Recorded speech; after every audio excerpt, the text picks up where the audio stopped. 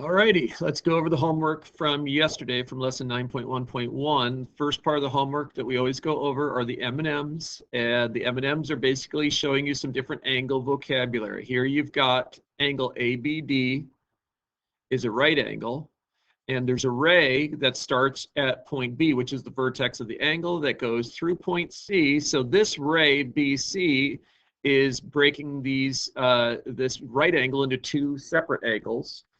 This angle here is an acute angle. This one here is going to be an acute angle. And when you add those two together, you know that they have to add up to 90 degrees because angle ABD was a 90-degree angle. So we refer to those angles that have a total sum of 90 degrees as complementary angles. When we're referring to supplementary angles, we're talking about two angles that add together to make 180 degrees. So here's a straight line. Angle EFH technically measures 180 degrees since lines are 180 degrees. And these two angles that make up the straight line are both smaller than 180. One of them's acute, the other one's obtuse. The total sum has to be 180 degrees. We're going to actually work with supplementary angles more often than we work with complementary angles. It just seems like those show up more in real life situations. So it's good to memorize this. Supplementary angles add up to 180 degrees.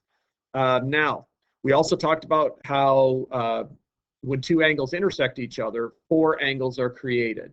The ones that are across from each other, like angle C and angle G, those angles are vertical angles. And the two angles that are next to each other are called adjacent angles. And the thing about the adjacent angles, they're always going to be supplementary because they always form a straight line. The angles that are vertical to each other are always the exact same. So vertical angles always have equal measure, while adjacent angles are always going to be supplementary to each other. All right, let's work through the first example. Here we've got parallel lines with a transversal. I'm going to go through and do my highlighting. All the vertical angles, all the acute angles are going to have the same measure because the two lines here are parallel. The lines that are bigger are going to be the acute angles, so the vertical angles are equal to each other. And what do we have? Corresponding angles that are congruent, and then you've got the alternate interior that are congruent. The interior, same side interiors are always going to be supplementary, as we saw in yesterday's lesson. So if angle 1 is 63 degrees, let me color coordinate that.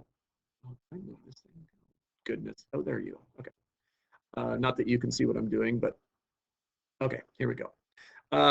Angle 1 is 63 degrees. Find the measure of angle 2 and angle 3. So angle 2 is congruent, so that has to be 63 degrees. And angle 3 is going to be supplementary. So what number do you add to 63 to give you 180? That is 170 degrees. And for part B, if angle 1 is 74 degrees and angle 4, which is equal to angle 1, is measured as 3x minus 18, then we're going to write this as 74 is equal to 3x minus 18. Add 18 to each side, divide by 3, you get 30.6 repeated degrees for x.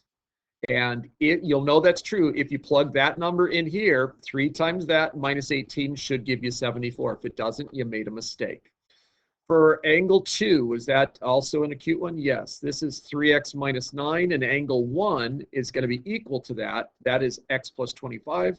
So you take away an x from each side, add 9 to each side, solve for x, you get x is equal to 17. But they're not asking you to necessarily declare the answer. Well, I guess maybe they are. Declare the answer for x, and then once you know what x is, plug that into angle 2. 3 times 17 is 51, and 51 minus 9 means angle 2 must be 42 degrees.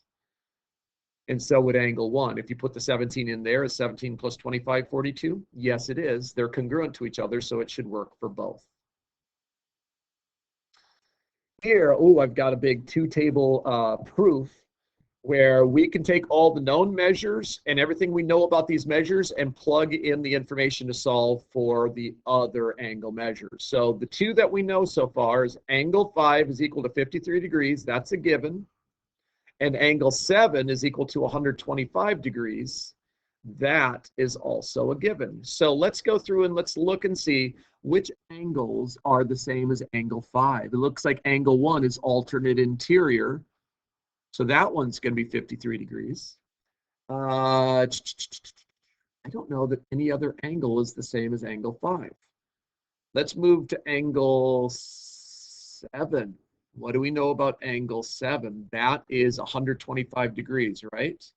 And we know that this line right here is a transversal, so that means that 3 and 7 are same side interior. So what do you add to 125 to give you 180? That would be 55 degrees. So angle 5, and maybe I should write those in there as well. So let's just put 55 degrees in here. We know this one was 53 degrees. We know this one was 53 degrees. We know this one is 125 degrees. So what does 6 have to be? This has to be supplementary to that. So what is 180 minus 125? It's 55. Which means that angle 3 and angle 6 are congruent to each other because they are alternate interior angles of this transversal. What about angle 4? If this is 55, then this has to be supplementary, which means this one has to be 125 degrees. So that's going to be angle 4, or 127. Why is it 100? Oh, that's 53, isn't it? Sorry, I misread it. If this is 53, then what do you add 53 to give you 180? It's 127 degrees. And do these same side interior add up to 180? Yes, they do. So far, we've got 1, 2, 3, 4, 5, 6 of the 7. Angle 2, when you add up the 53 and the 55, they add up to 108. So when you take 180 minus those two, you should get the measure of angle 2, which ends up being 72 degrees. So add those three together and make sure they add up to 180 degrees because all three of them are supplementary. Here we've got ourselves a scatter plot, and the scatter plot appears to be asking us if height affects test scores.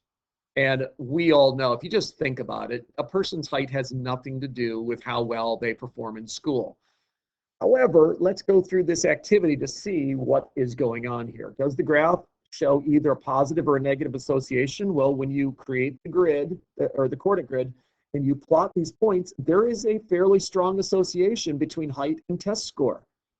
You can't deny that. It's not a no association kind of a graph. So my question is, why is there a strong association there if we know there is no association really? Because there appears to be an association. But I think when you further explore this and you start asking yourself, why would this be the case? Age and height have a positive association. So the older someone is, the taller they are. So really, I think their test scores have more to do with their age than their height. And when you think about this, a student who's 24 inches tall, I mean, that's 2 feet. That's a toddler. This is a toddler. I'm actually kind of surprised that a child that's 24 inches tall can spell 3% of the problems correct. That's amazing to me. So the taller the student is, the older they are, which means that they would be more likely to have a higher percent of the answers correct. So sometimes your independent variable appears to have an effect on your dependent variable, but it's actually something else that's going on, not the specifics of that independent variable.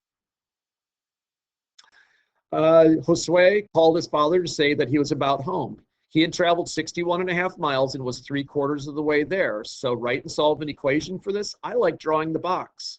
If the total distance is x and 1/4, 1/4, 1/4, 1/4, when you take 3/4, which is 61.5 miles, divide that by 3, and you see that each quarter must be 20.5.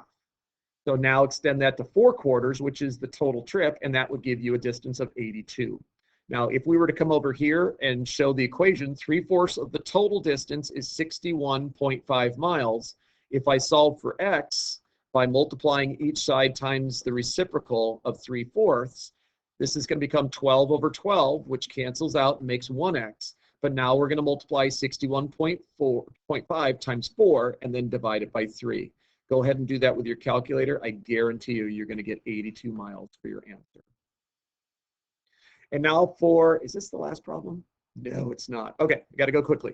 For this problem, this is a little bit more complex problem solving, and it involves the equal values method. Ryan and Janelle are each driving from a different location. When they each stop to have lunch at 12 noon, they call each other on their cell phones. Ryan has gone 245 miles in 3.5 hours, which if I just do basic math, that means he was traveling 70 miles per hour. And Janelle drove 260 miles in 4 hours. Once again, I can figure out her rate of speed, which is 65. So now we're going to ask the question, if Ryan and Janelle were originally 910 miles apart when they started, at what time will they meet? So the distance is going to be the same for both of their situations. It's the timing that's going to be different. So if D, their distance, if Ryan's distance can be measured as 70t plus 245, which is how far he's gone of the 910 so far, and Janelle, she is 65t plus 260, which is how far she's gone so far, then we can say if D is equal to this and D is equal to that, then 70t plus 245 must be equal to 65t plus 260. From here, we subtract 65 t's from each side, subtract 245 from each side, and 5t is equal to 15, which means the time it took was 3 hours. You can check that now by plugging in the t here and the t here to figure out the total number of miles each will travel, and then add them together, and I guarantee you it will add up to 910 miles. For the last problem, determine whether the graphs are functions or not. We're just going to use the pencil test.